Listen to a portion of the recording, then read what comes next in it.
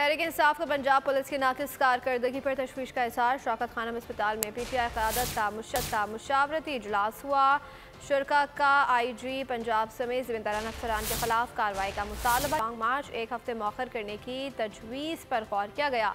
साबिक़ वफाकी वज़ीर फवाद चौधरी कहते हैं कि इजलास में इक़दाम कत्ल को मजहबी रंग देने की साजिश की मज़म्मत की गई। इब्तदाई तफ़सीलात के मुताबिक हमलावरों की तादाद 1 से ज़्यादा है। मखसूस सहाफ़ियों के बयानात और मुलज़िम की वीडियो लीक्स का भी जायज़ा लिया गया।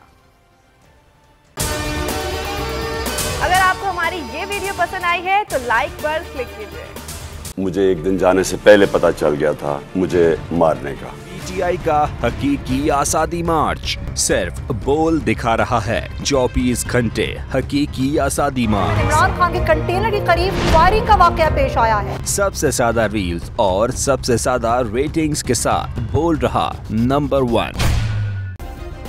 सब्सक्राइब करें और बेल दबाएं ताकि कोई खबर रह न जाए।